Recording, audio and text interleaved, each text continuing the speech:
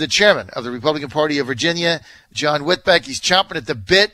He wants to talk about the University of Virginia incident last night. John Whitbeck, good to have you, man. Good morning, John.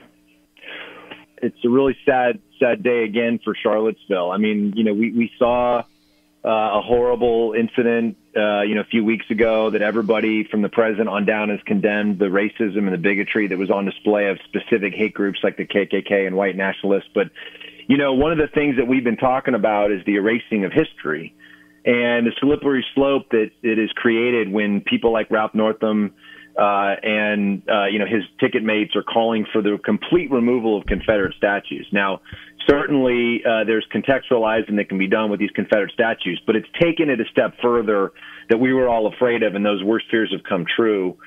Protesters last night, about 100 people, including faculty members, not just a bunch of students, not just a bunch of college kids doing their thing, faculty members paid for by Virginia taxpayers, were calling for basically the vandalism of the Thomas Jefferson statue at UVA.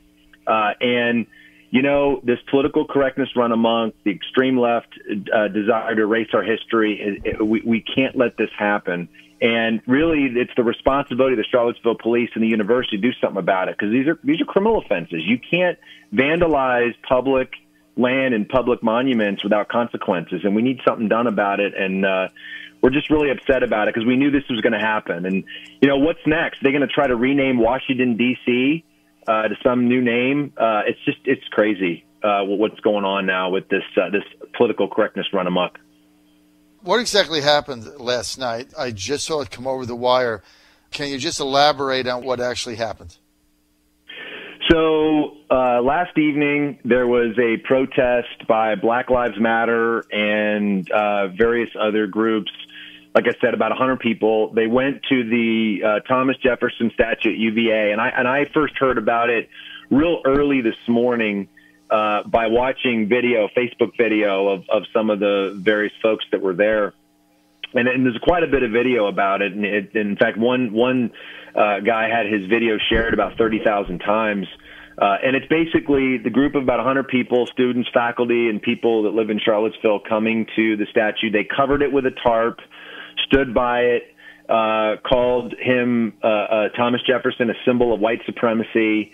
That and certainly we agree with the condemnation of racism and bigotry, but these folks took it too far, and it's now being sort of going mini viral on the internet now. Just basically just the kind of crazy. The protest went beyond just sort of a protest. They shrouded the statue in black. They called him a racist and a rapist. This Thomas Jefferson, this not Robert E. Lee, mind you. And they took this to a level that we've never seen before. And, and if you watch some of the videos, it's really interesting because there was a couple of gentlemen that came to remove the black shroud that they put on him afterwards. And this is late last night, and I saw the video of this, and the leaders of the protest, one of which that was standing up on the statue during the whole thing, is screaming at the guys trying to remove the statue.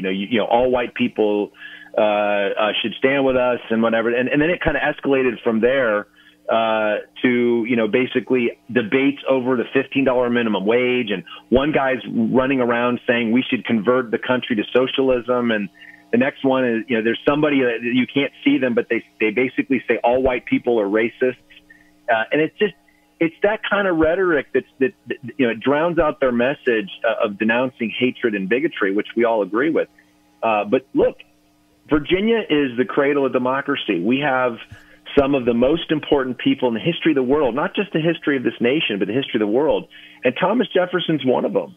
And I think you have to really ask yourself as a Virginian, are we going to tolerate this type of political correctness run amok and, frankly, criminal activity?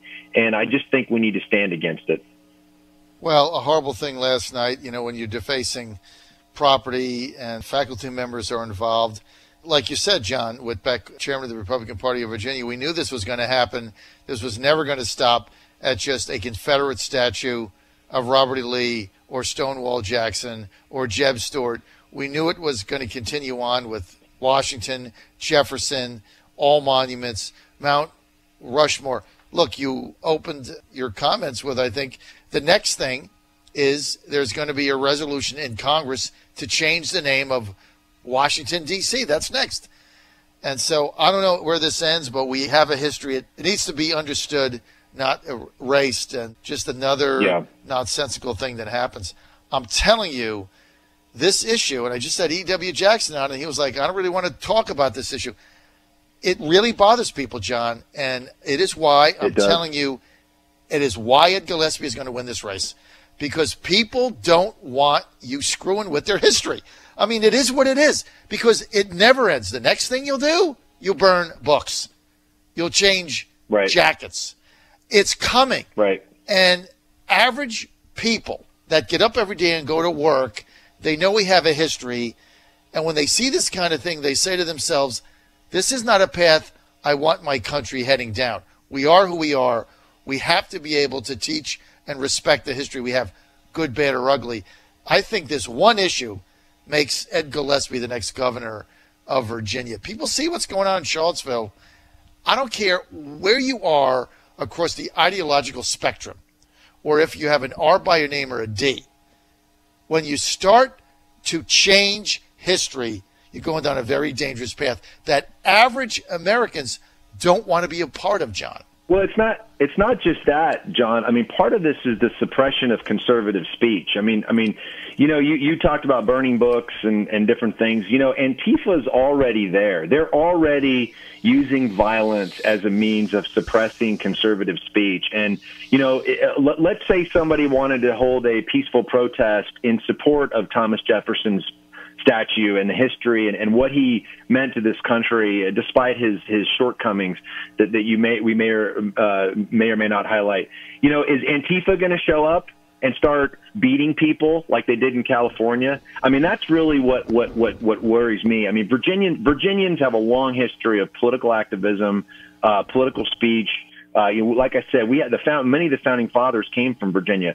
But now, if you believe that our history should not be erased, are you going to be able to speak publicly without being beat up by Antifa? I'm not so sure. And that's the next logical step in the extreme progressive left's movement to try to erase our history, is using violence. And I'm just this is not Virginia. This is not who we are. And Charlottesville police, Charlottesville, and the University of Virginia administration need to take action on this, because this is serious stuff, and it's something that we need to take action on.